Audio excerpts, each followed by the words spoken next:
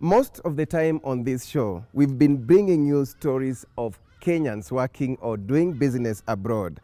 How about non-Kenyans who are venturing here in Kenya? Yes, today's episode is just about that.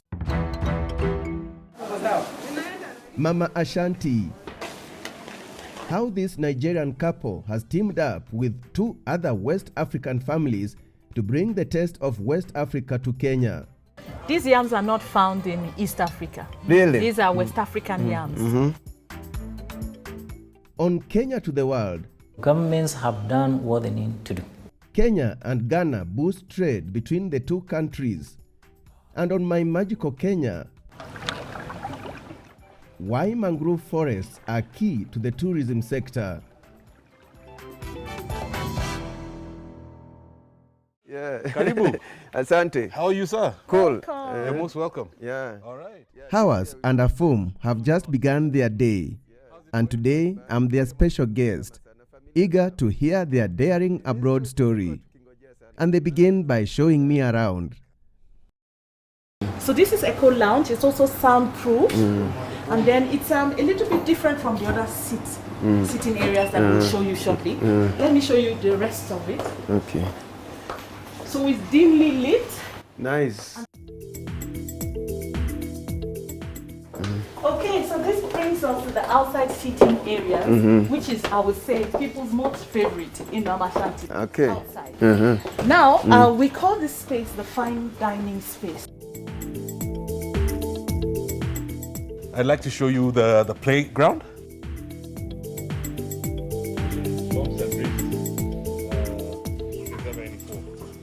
Is an open lawn. Good for events. Yes. Team building. Correct.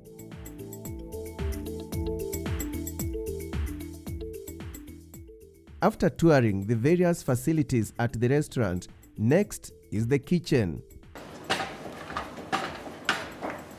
An open plan kitchen. Okay. And as we approach lunchtime, the chefs are getting busier and busier. Wow, how about a short break to have a taste of the West African food before we go into the main interview? So how special is this goat? Yes, meat? so this is our favorite. It's one of the delicacies in Mama Ashanti, our Ashanti fried goat.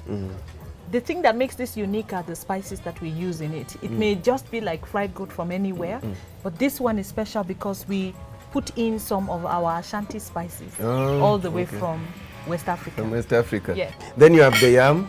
Yes. These yams are not found in East Africa. Really? These are West African yams. Mama Ashanti is known for takeaway food. Yes, those in the deliveries department are busy.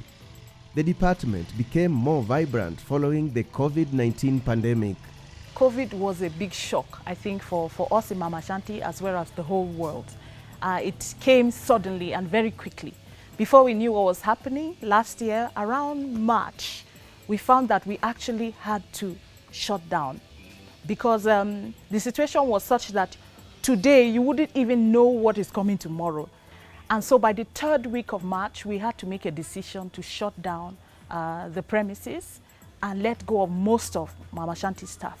So I would say about 90% of our staff had to go on paid leave after March, and we were shut down for a few months. How is it now? I think we've been so blessed because I have noticed how the effect of COVID-19 pandemic has been on businesses in Kenya and all around the world. There are a lot of businesses that shut down and somehow were not able to rise again. But luckily for us, we are back on track.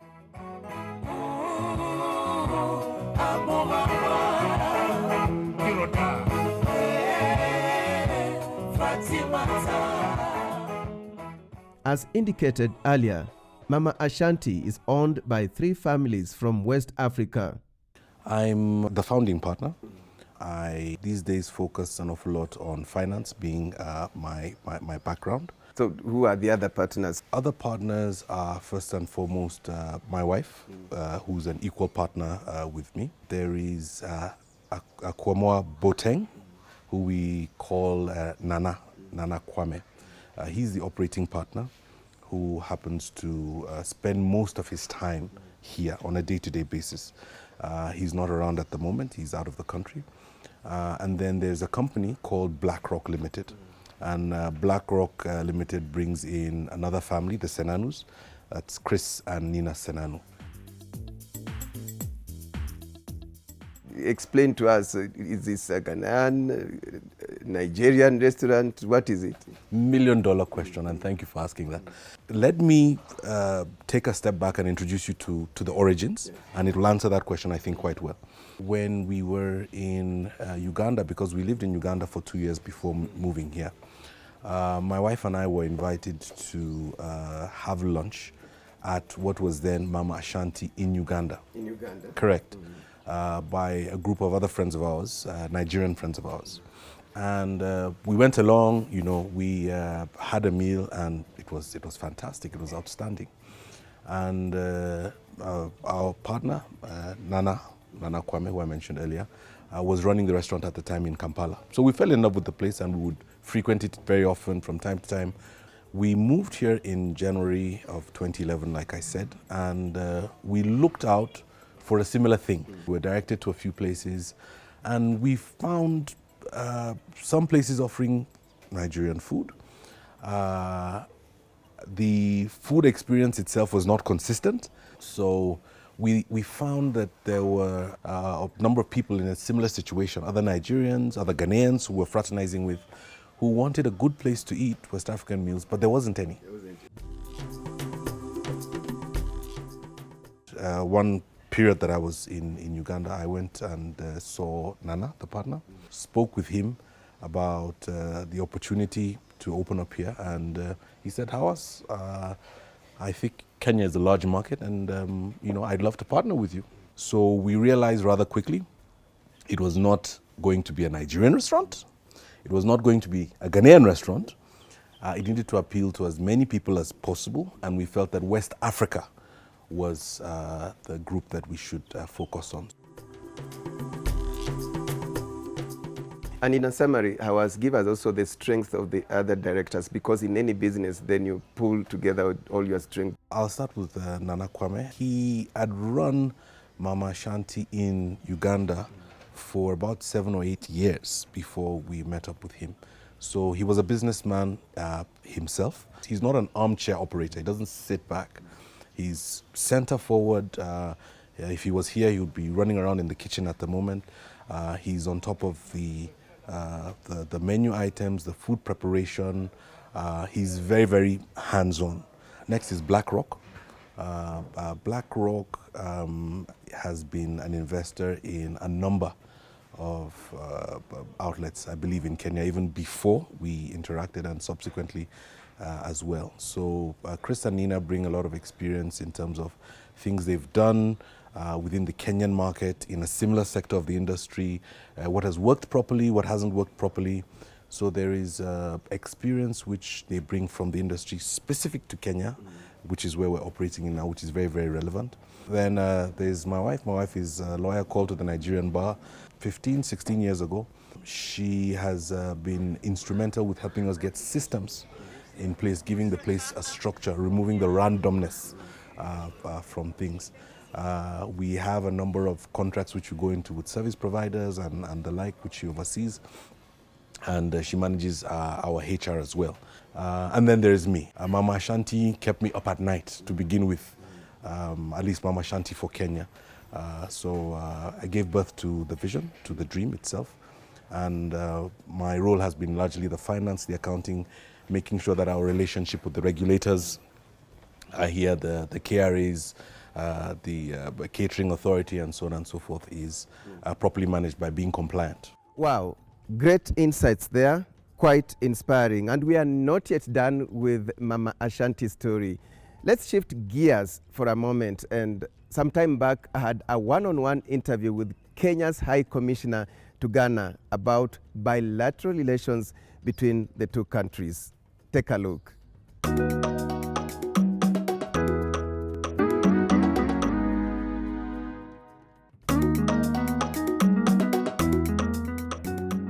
We have our commodities and products. Tea is one of the areas that we need to focus on. Coffee would be the next thing that we need to work on. We're looking also at meat and meat products. We talk about milk because a lot of all these products that we find in the market are actually imported, not necessarily manufactured in Ghana. Floriculture, which sometimes is not seen as very promising in the continent, the Ghanaians love the flowers. And textile, if you're looking at it for Kenyans, for example, there's an opportunity for us to do the textile capacity building. And we need to share really in terms of skills and knowledge. We have a number of Kenyans that are running hotels and working in hospitality industry in this country. From Ghana to Kenya, there's a lot of textile. A lot of Kenyans now, really, when you're talking about what we call the African dress, a lot of it is actually textile that is manufactured and produced here in Ghana. Governments have done what they need to do. I think we need now to invite the citizens to take the mantle to the next level. Ghanaians don't require visas to go to Kenya. Likewise, Kenyans can actually hop into the next flight to come to Accra, Ghana, and see around Accra. Good news there for the business community, and for me, I always feel at home whenever I visit Ghana. Let's now take a short break, but remember, we've pitched tent at Mama Ashanti restaurant, a restaurant that is owned by 3 families from West Africa. It is located in Lavington, Nairobi.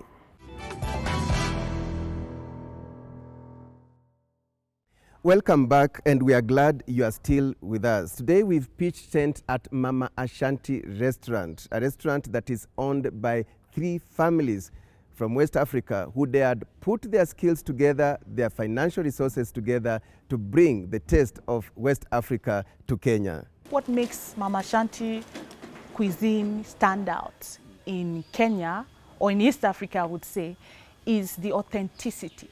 So we have put measures in place to ensure that the food you get in Mama Ashanti is like home food. It's like the food you will get in Nigeria, in Ghana, or any other place in West Africa. Who's your typical client?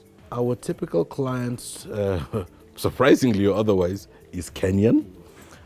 Easily 50-60% of our typical clients are Kenyan. Kenyans who love West African food. Kenyans, period.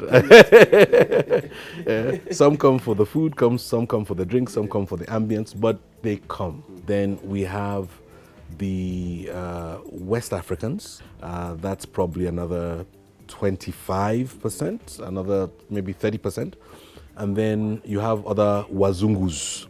Wazungu being Asian, European, American, or Africans from other countries, making up the remainder of about 15%. But their behavior, spending patterns, their consumption patterns are also quite different, because then you find that a Kenyan walks in and will typically play safe. They've not had exposure to the wide range of foods which come out from the kitchen, and so they'll order what's most familiar.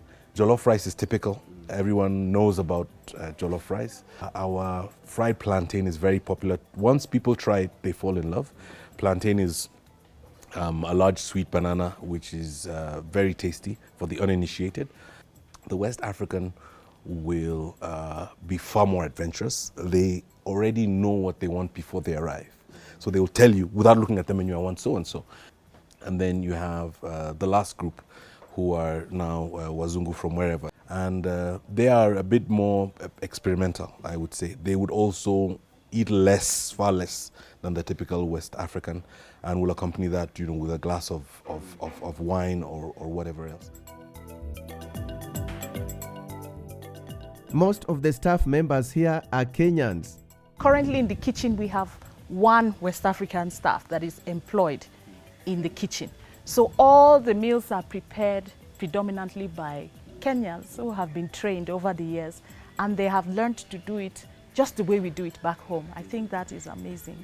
How many staff members do you have? Before COVID, we had about 60 staff members, but currently we've gone down to about 50 or just less than 50. We sought to find out which foodstuff is sourced locally and what is imported from West Africa. Vegetables are sourced for locally, like our tomatoes and things like that.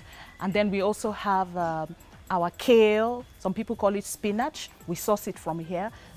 Fruits as well are sourced from here. So those kind of potatoes, things that are easily accessible here. What we usually reserve for import are things like spices, specific West African spices. Also ingredients like egusi, ogbono, things that you probably don't even know.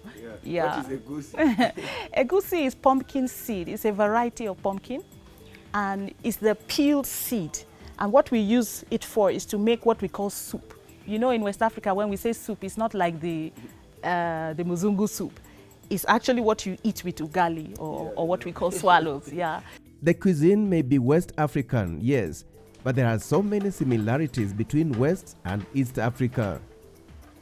Our cultures meet in the sense that food is what brings families and friends together. So food is not just, you know, to eat, not to die. Food is actually to eat and enjoy and to spend time bonding. We have lots of parties. In fact, we have built Mama Ashanti premises in such a way that it can accommodate several events at the same time.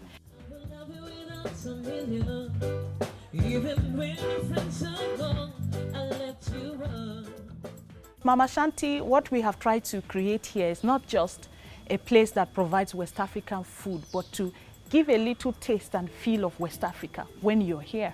So our kind of customer service, the clothes that our service team wears, is trying to propagate the culture of West Africa. Because remember, West Africans or West African culture has been highly publicized over the years in the Nigerian movies, in the social media, in our fashion. So a lot of people come here with a fascination. They've heard about fufu. They've heard about jollof rice in the Nigerian movies. They'll come asking you things like, what is that food they are always doing like this, eating like this? So they've been influenced by what they've been watching? Oh yes, definitely. So highly influenced. So when they come here, they want a taste of West African culture. Now, to the West African communities here, we also try to provide a feel of home where they can come here and own. They feel, yeah, this is our spot as well. This is something we can associate with. This is home.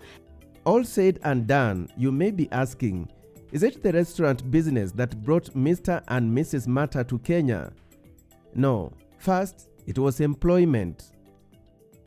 I had been to Kenya a few times as a result of work, primarily, because with Celtel at the time, there was the group head HQ was in the Netherlands, but there was a Kenya operation, as I'm sure you know, what was Kencel at the time, and then became Celtel.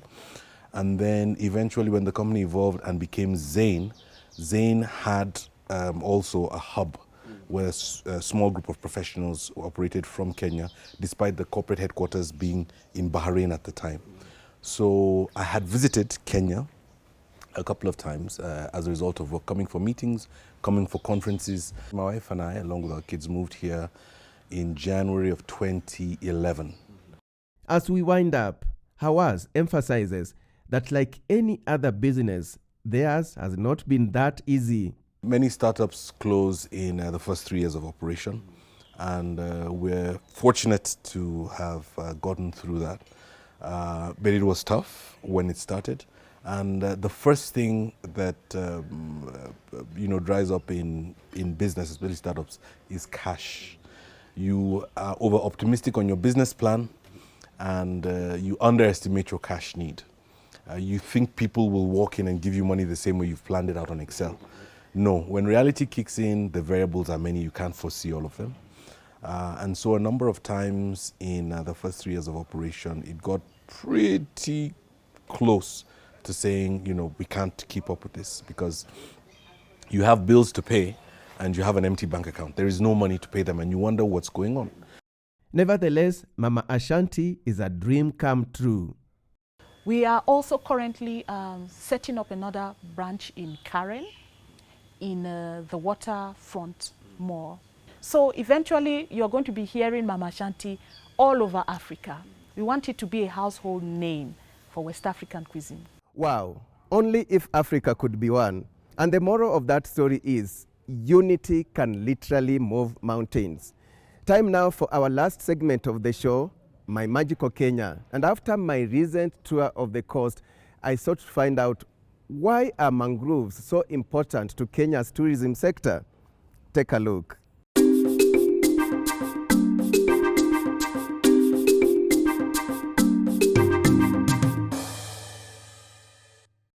My Magical Kenya, brought to you by Chams Adventures.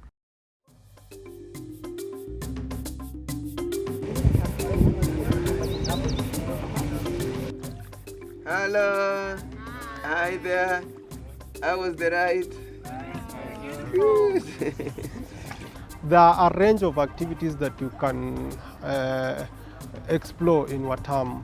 One is actually snorkeling. 2 is dolphin watching. 3, which is now the latest, is whale watching. You can go to the Mida Creek and do what you call mangrove tours. You can do bird watching in the Mida Creek. You can do sundowners in this particular area. You are able to learn about the various species of mangroves that are found within this particular area. Then too, you are also able to come across various seabirds or shoreline birds that are found within this particular Mida Creek.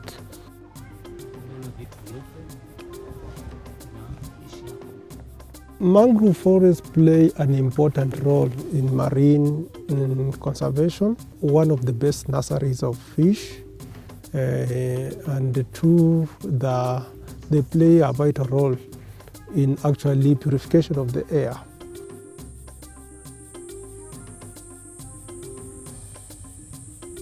Tulikuwa tunahifadhi msitu, lakini hakukuwa na chochote ambacho tunakipata. Maanake kuhifadhi msitu tayari bila kupata chochote kwa wenyeji ilikuwa si rahisi vile.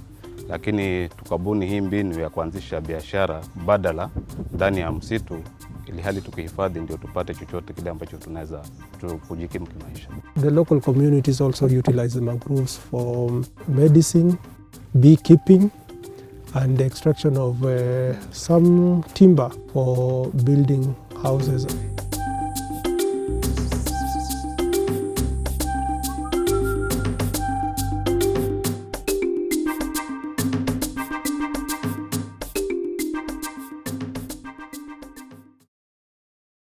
Great. That brings us to the end of the show. Today we brought you the story of Mama Ashanti, a restaurant that is owned by 3 families from West Africa who dared bring the taste of West Africa to Kenya. Many thanks to our guests. Many thanks to our broadcasting partner NTV. Many thanks to all the viewers, and on behalf of the crew that made this production possible, see you again next time.